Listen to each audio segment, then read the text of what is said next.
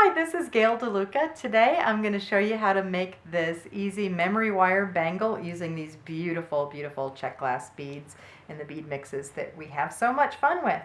So what makes this different is this does not wrap around your wrist multiple times like typical memory wire bracelets. We've made it into a bangle or a cuff style that slips on and off by stringing the beads on 3 pieces, adding a 3-hole spacer, and attaching the ends to make it all firm.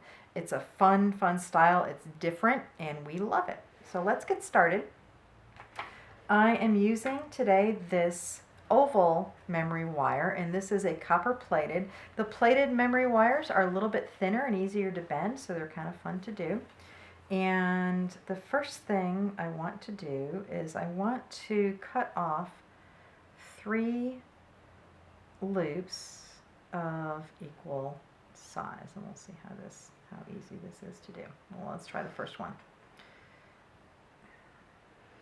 Okay, so first of all, you want to make sure that the end of your memory wire kind of sits in the middle of the oval. This one is a little bit off to one side, and I'm just going to trim a little bit of that off.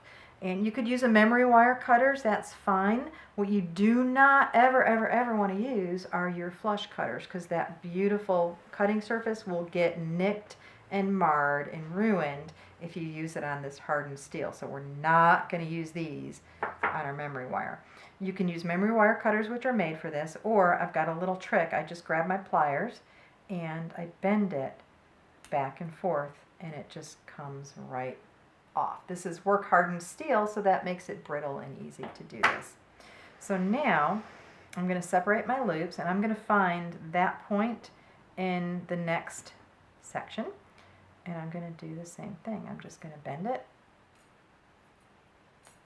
back and forth, and there we've got a loop. And I need to do that for 3 loops.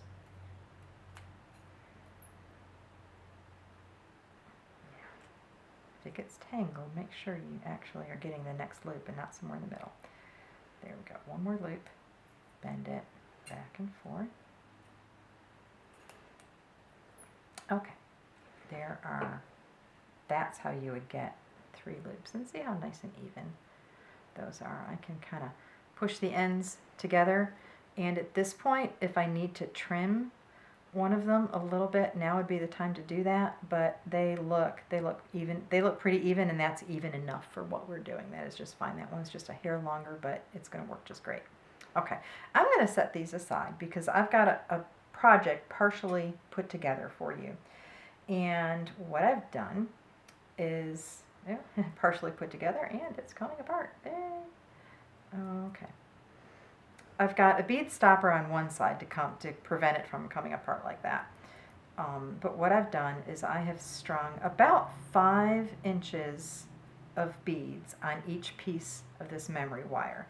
And that's this center part here. And then I've got my different colors of Czech glass. I like this. Is going to be a nice bracelet. Pretty. And I've used the larger beads in the center and the smaller beads toward the end. And then I've added this 3-hole spacer. This 3-hole spacer is going to give it some stability and kind of hold everything together at the edge.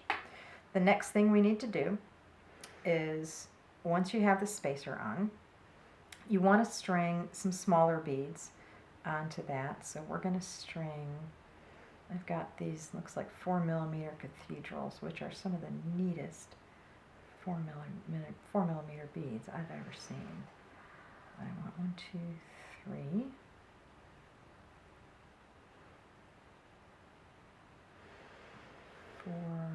About 5 4mm beads. If we're going with the measurement of the 5 inches and then your 3-inch 3-hole spacer, I've got 1, 2, 3, 4, 5 beads. Okay. Now I want to make a loop in the end. And you want to make the loop back toward this outer side of the circumference. So sometimes I just have to kind of twist my arm to make that part go easier to make it go all the way around and meet. So there's our loop. Okay. And now we're going to do the other two. I've got some different colors, these little cathedrals that I'm going to use to make it interesting.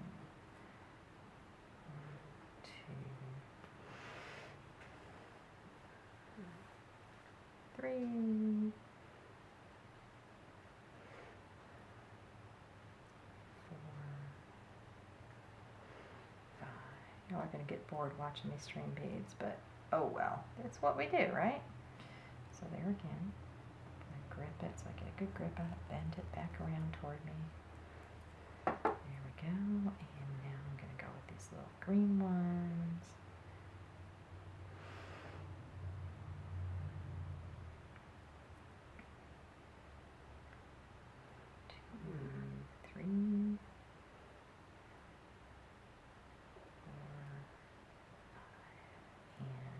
Now, one of these loops on the end should be made into as small a loop as you can get, because we're going to be, we need to have it catch a head pin. So I didn't do it on the first one, so I'm going to try and make this one the smallest loop that I can make it.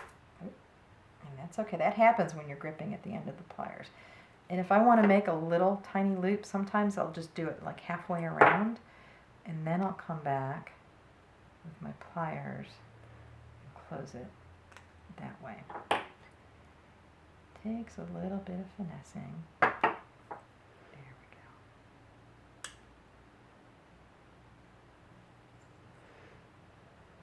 There we go. See? Okay, so you see that nice small loop, so it's a little bit smaller than our other loops.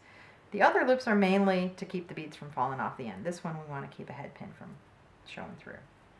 So now we take a head pin and we're going to put 4mm beads in between each of these loops. So I'm going to string the head pin through the memory wire, add a 4mm bead,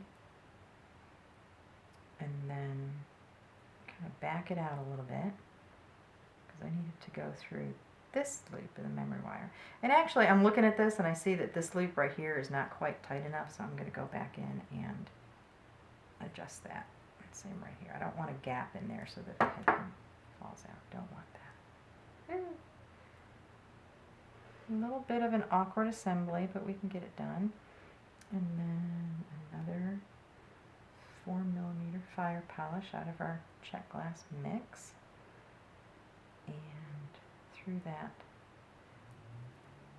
last loop there. There we go. Okay, so now right here I just want to make what's called a simple loop. So I'm going to hold it so that these beads are all snug and tight. Bend it up against my fingernail so I've got a 90-degree angle. And I want to use my round nose pliers and grip it right about 1/4 inch in and bend that wire all the way around. Move my pliers out of the way so I can bring it so it crosses over. And we have our loop. And now I'm going to reach in. Now I use my flush cutters. I can use my flush cutters on our head pin because that's nice soft copper wire. And I'm just going to trim that head pin. So that gives us a loop to put a couple little dangles from. And so now we're going to do that simple loop again. Bend. Wrap the wire around.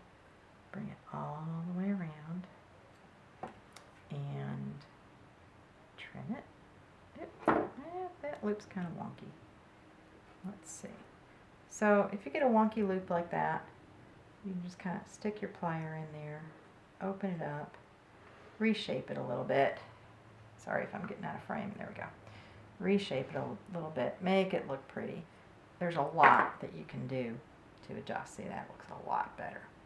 If you don't get it right the first time, you can go in there and adjust. So now I'm going to trim my wire.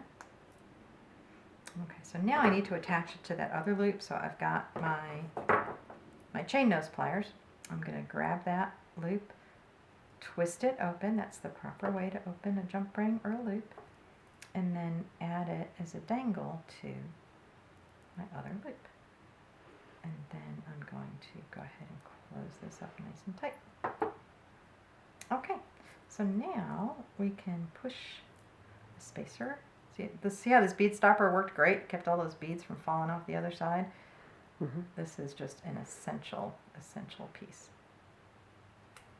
Okay, so now we can go back and do the same thing on the other side to finish our bracelet so it looks just as pretty as this one. Thank you so much for watching. This is Gail DeLuca at White Fox Beads.